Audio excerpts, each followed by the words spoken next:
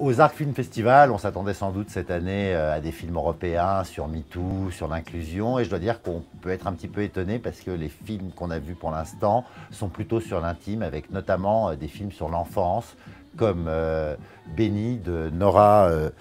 Finkfeld, qui est une réalisatrice allemande. C'est l'histoire d'une enfant de 10 ans qui est un peu abandonnée par sa mère, qui va de foyer en foyer et qui, par sa violence, par sa dureté, est renvoyée de ses différents foyers. C'est un film extrêmement dur, extrêmement violent, lui aussi. Je dois dire que moi, j'ai eu un peu de mal, apparemment, de ce que j'entends, le jury est plutôt convaincu, mais c'est vraiment une expérience très limite et très violente,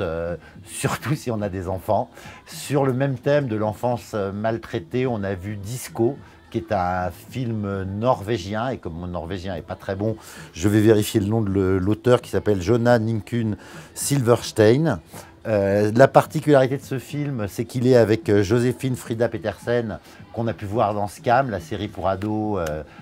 intelligente qui a essaimé dans toute l'Europe. L'histoire de Disco, c'est l'histoire d'une jeune fille qui donc fait des concours de danse disco, mais qui appartient à une communauté évangélique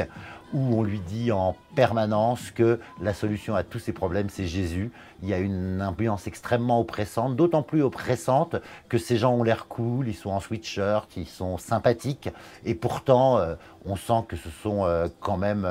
des gens qui appartiennent à une secte, et je dois dire que c'est un film qui m'a peut-être plus convaincu. Par contre, si on regarde ces deux films et qu'on les met ensemble, on voit que les services sociaux ne semblent pas être la solution pour